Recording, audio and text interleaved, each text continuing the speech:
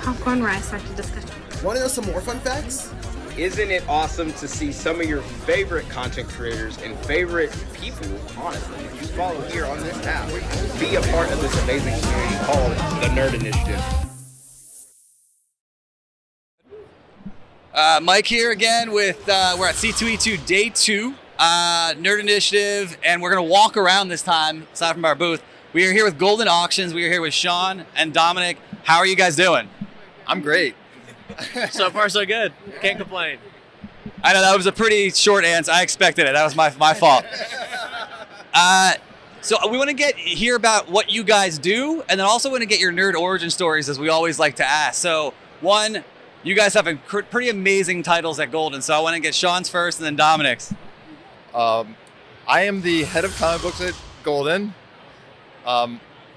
What do? I basically run the comic book vertical.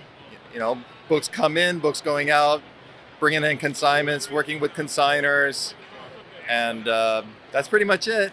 As far as my origin story, oh my God, how much time do you have? I mean, the short answer is I obviously collected as a kid. I started with sports cards, and I remember trading all my sports cards it was like a small VFW show for comic books. And I was hooked on comic books at that point. And I, collected on and off probably for 20 years.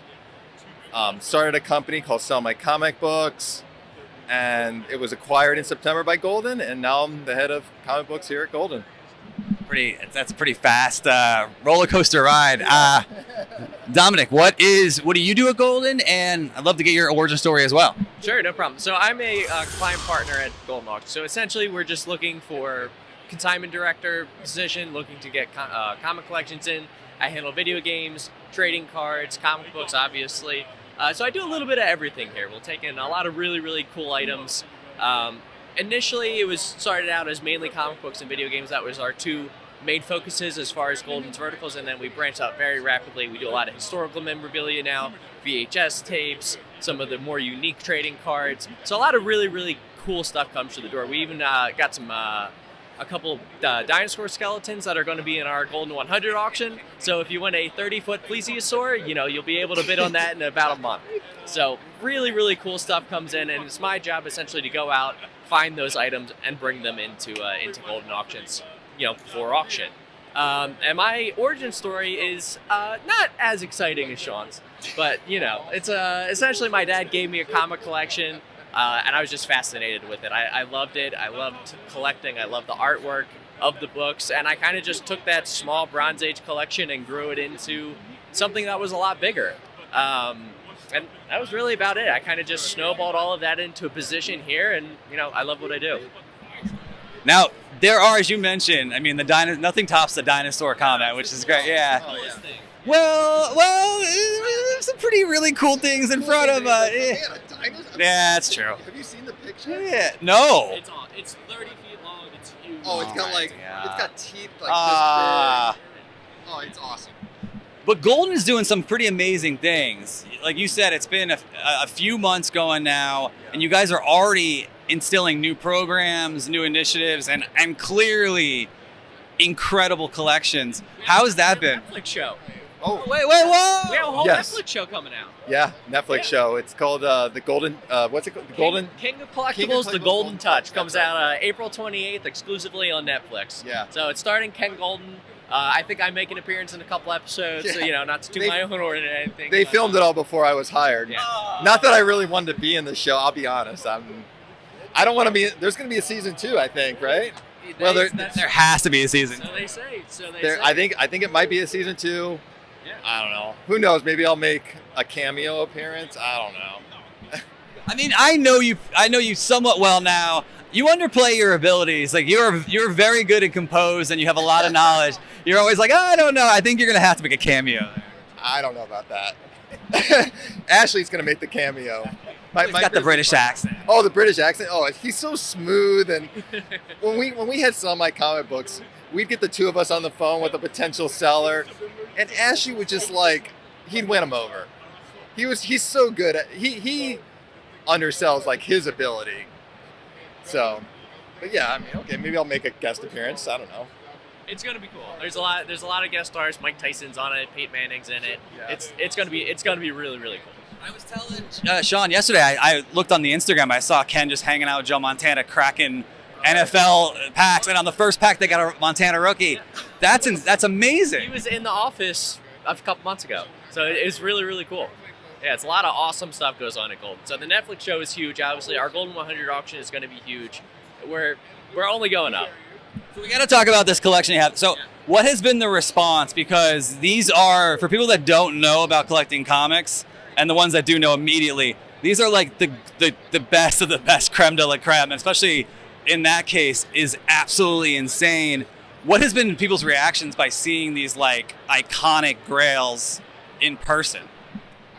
I mean, most of it's like shock and awe.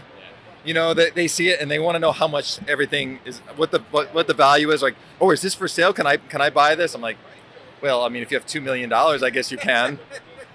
And then they're just like, their jaw hits the floor, right? Ultimately, like most of these are museum quality pieces. I mean, most people that come up, they'll stare at the Detective 27, the action one, and they'll go, I've never seen this in person before. And quite frankly, most people haven't. I mean, even us, I've only seen a handful of copies in person. It's an incredibly rare, incredibly special case full of books. And even these books, I mean, it's stuff that you never see. Like, believe it or not, so this is All American 16. It's the first appearance and origin of Alan Scott, the original Green Lantern. And there's less of these than there are Action 1 and Detective 27. This is probably one of the few copies that's ever been at this show. And it's books like that that really make our job special, honestly, to be able to bring stuff like this to conventions and show people stuff that they never get to see in person. The PEP 22, that's the third highest graded of that book. And it's only a 6.5. And it's the first appearance of Archie Andrews. It's the first right? appearance it's of Archie. A huge book. I mean, the last public sale of that book was 2018. That's how, it's not just rare, it's rare on the market. So. It's just, and the covers are just, I mean, first of all, the 37 and the 9 too. Like, are you out of your mind? That's a sick book. I mean, that is pedigree level color and gloss. I mean, it's really nice. And we gotta talk about the fact there's 2 Superman #1s. That's right. And it's crazy. Come on. And the 7.0 is the 3rd or 4th highest graded copy in the world. I mean, it's one of the best books in the world, and it's one of the best books in the best grade available. I mean, it's quite literally a top 10 comic book of all time. It's incredible. And then to end it off, anything else that, what's to come? I mean, we got the show. Is there anything else that you guys want to touch on? Well, we've launched the marketplace. So you can list your books for a fixed price. You can go to Goldin.com and you can buy. It used to be you could only buy when an auction was running. Now you can buy something 24/7. So if you buy something out of one of our auctions, whether it's a weekly auction or one of our elite auctions or the Goldin 100, you can move it to the vault, and from there you can list it in the marketplace. And if you move it to the vault, you get it taxed. You don't have to pay taxes. So that can be a big. I mean, you're talking $1 million book. That's a lot of tax savings. What is it like? 6%, 7% on $1 million bucks, so Yeah. 60, 70 grand. Yeah, you want to move it to the vault. I mean, really. Yeah. I mean, even just for security purposes. I mean, the vault Right. the vault is it's a vault, literally. So, it'll go in there, it's security, it's full security under our insurance policy. So it's something that you never have to worry about. I mean, even if you have a collector's insurance policy, the premiums for a collector's insurance policy on a book like that it's a lot of money a year. So, I mean, if you can afford that book, you can probably afford collector's insurance on it, but the vault is free, it's secure, you get high resolution photos of all of your collectibles that are in the vault. You have 2 buttons, you can list on fixed price, list in auction. It's a really, really great service, honestly. Well, hey, thank you guys so much. This has been amazing, and yeah, more to come. Absolutely.